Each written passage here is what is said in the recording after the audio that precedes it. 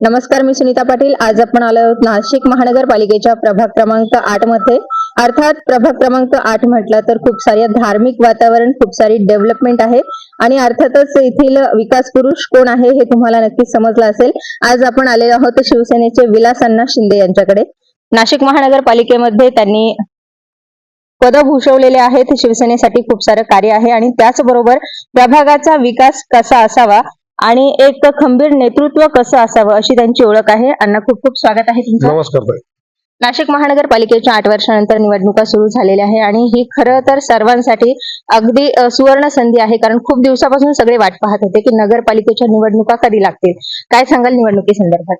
खरं तर आपण बघितलं असेल तर मागची निवडणूक 2017 मध्ये झालेली आहे आणि आता 2022 ला या निवडणुका टेन्युअर संपून अपेक्षित होत्या, परंतु त्यानंतर आता 2026च्या 15 जानेवारीला होत आहेत. म्हणजे साधारणतः 9 वर्षाचा काळ हा गेलेला आहे.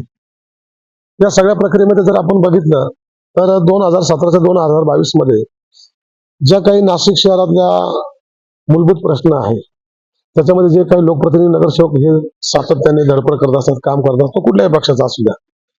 कारण प्रत्येक नागरिकाचं काही काम हे आमदार किंवा खासदाराकडे नसतं. या स्थानिक स्वराज्य संस्थांच्या निवडणुका आहे, स्थानिक प्रश्नांच्या निवडणुका आहे, स्थानिक प्रश्नांवरती या ठिकाणी काम केलं जातं आणि मूलभूत सुविधा पुरवणे हे महानगरपालिकेचं प्रथम कर्तव्य आहे.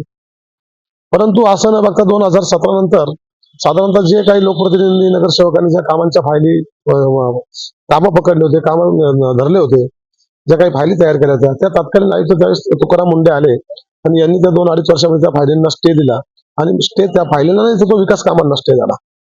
त्याच्यामुळं त्यावेळेस काही कामं नागरिकांची होऊ शकली नाही. त्यानंतर जर आपण बघितलं असेल तर 19 नंतर कोविड आला आणि नगरसेवकांचा निधी आपल्या नाशिक महापालिकेचाच नाही तर संपूर्ण महानगरपालिकेच्या नगरसेवकांचा विकास कामांचा निधी हा कोविडच्या याच्यासाठी वापरण्यात आला आणि त्यामुळे त्या 5 वर्षामध्ये मला वाटत नाही की त्या ठिकाणी अपेक्षित असलेले कुठे नागरिकांना अपेक्षित असलेले कामं त्या ठिकाणी होऊ शकले. परंतु मी अभिमानाने सांगेल की ह्या प्रभाग क्रमांक 8 मध्ये सातत्याने नागरिकांच्या पाठिंब्यामुळे, नागरिकांच्या आशीर्वादामुळे, नागरिकांच्या सहकार्यामुळे या ठिकाणी 4ही नगरसेवक शिवसेनेचे असल्या कारणाने, एका पक्षाच्या एका विचाराची विचारधारा असल्या कारणाने या ठिकाणी नागरिकांना विश्वासात घेऊन नागरिकांना अपेक्षित असलेली कामं करण्याचा आम्ही या ठिकाणी प्रयत्न केलेला आहे.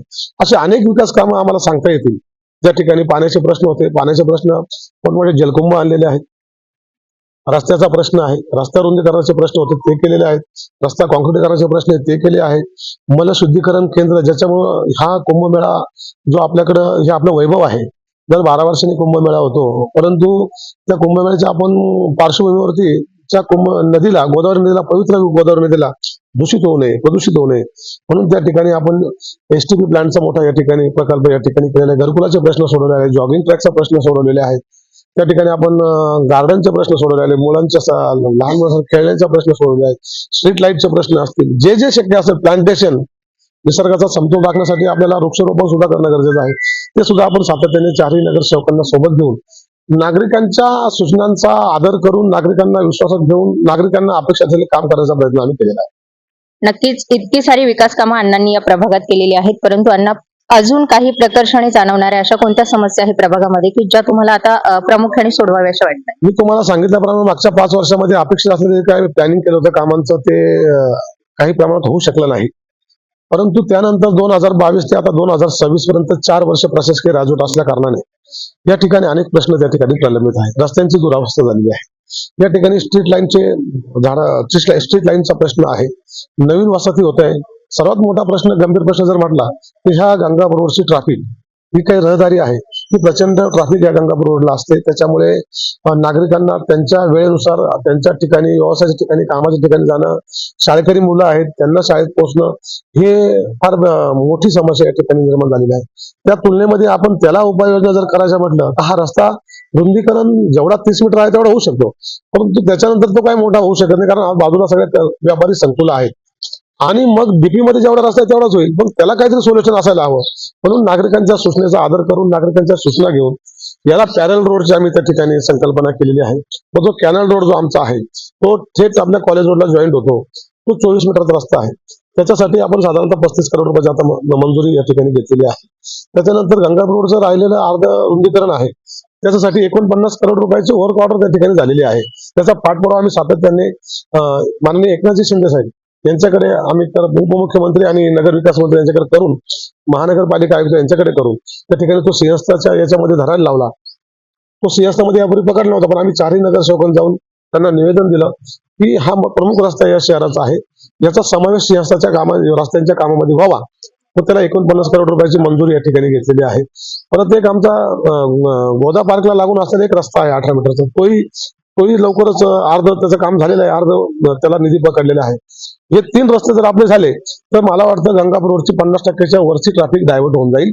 ज्या माणसाला शहरात जायचं त्याला गंगापूर रोडच नाही तर त्याही रस्त्याने जाता येईल. म्हणजे काय होईल, रहदारी कमी होईल. दुसरी गोष्ट, या ठिकाणी मला अभिमानाने सांगावं वाटतं की आमचा हा प्रभाग क्रमांक 8 हा या ठिकाणी विशेषतः एकदम शांततेचं प्रतीक आहे. या ठिकाणी इथला जो नागरिक आहे तो नागरिक व्यवसायाला, नोकरीलाच्या निमित्ताने कुठल्याही शहरात असो किंवा कुठल्या देशातल्या कुठल्याही मेट्रोपॉलिटन सिटीमध्ये असो, व्यवसायानिमित्त किंवा नोकरीनिमित्त, परंतु त्यांना त्यांची फॅमिली सिक्युअर ह्या गंगापूर रोडला वाटते. आणि ही शांतता ही नेहमीच आम्ही म्हणजे ठेवण्याचा प्रयत्न या ठिकाणी करत असतो. ही आमची जबाबदारी आहे. कारण नागरिकांना सर्वात हक्काचा जर कोणी लोकप्रतिनिधी असेल तो नगरसेवक असतो. आणि मग नागरिकांना जेवढा हक्क नागरिकांच्या प्रती आमचा आहे, किंवा आम्ही सुद्धा आमची जबाबदारी म्हणून ते प्रामाणिकपणे करण्याचा प्रयत्न करतोय. त्याच्यामध्ये पोलीस प्रशासन असेल, मनपा प्रशासन असेल, यांचं नेहमीच आम्हाला सहकार्य लागलेलं आहे. आणि काही समस्या आमच्या आहेत. काही पार्किंगची मोठी समस्या आहे. जे काही व्यापारी संकुल आता गंगापूर रोडवरती आहे, गंगापूर जो 30 मीटरचा रस्ता आहे, याच्यामध्ये जर आपण बघितलं तर आजच्या मितीला वापरामध्ये अर्धाच रस्ता येतो. अर्ध्या रस्त्यात व्यापारी संकुल असतील किंवा काही हॉटेल्स असतील, त्यांच्या बेकायदेशीर पार्किंग त्या ठिकाणी आहेत. त्याच्यावरती येणाऱ्या काळामध्ये आम्ही प्रशासनाला सोबत घेऊन त्याच्यावरती उपाययोजना आम्ही करणार आहोत.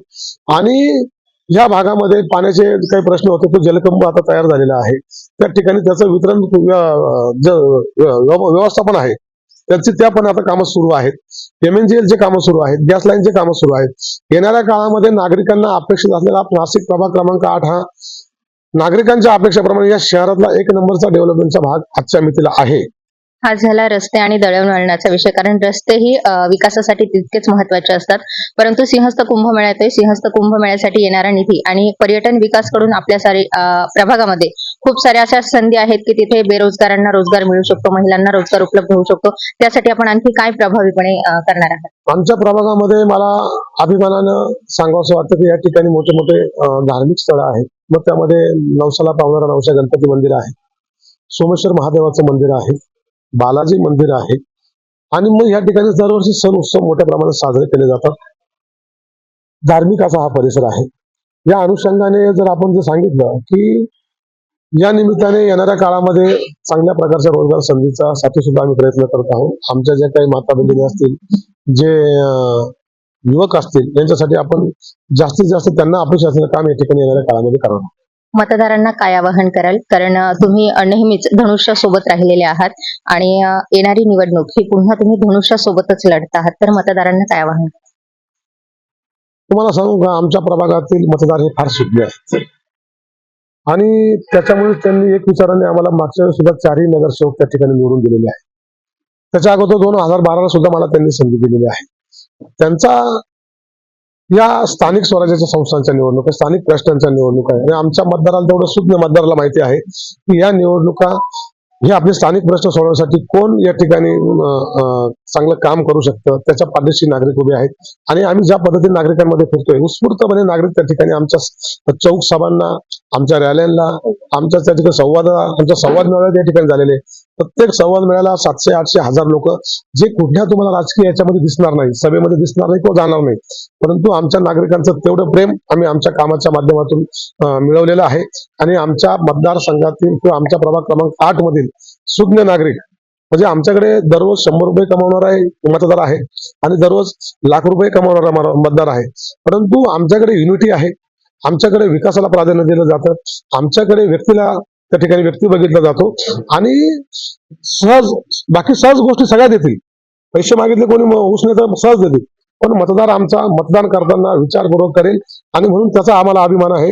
या प्रभाग क्रमांक 8 मध्ये शिवसेनेच्या पाठीशी हा मतदार उभा आहे, म्हणजेच कामाच्या पाठीशी उभा आहे, म्हणजेच निष्ठेच्या पाठीशी उभा आहे. नक्कीच प्रभाग क्रमांक 8चे मतदार देखील तितकेच सुज्ञ आहे की जे पैशाच्या मागे न जाता विकासाच्या मागे जातात आणि सुज्ञ असे मतदार आहेत. त्यांचंही स्वागत आहे. अण्णा, शेवटचा प्रश्न, महायुतीत लढणार की विभक्त लढणार? हे बघा, नाशिक महानगरपालिकेमध्ये 2017 साली ज्या निवडणुका झाल्या त्याच्यानंतर पहिल्यांदा निवडणुकीला आम्ही सामोरे जातो. त्यावेळेस आम्ही वैयक्तिक म्हणजे सेपरेट निवडणूक आलेलो. धनुष्यबाणावरती त्यावेळेस 35 सीट त्या ठिकाणी निवडून आले आहेत आणि 20 सीट जे आहेत ते 100च्या फरकाने पराभूत झालेले आहेत. आणि आमचे साधारणतः 30 सीट जे आहेत ते 2 नंबरच्या क्रमांकावर म्हणजे 500-700 मताच्या फरकाने पडलेले आहेत.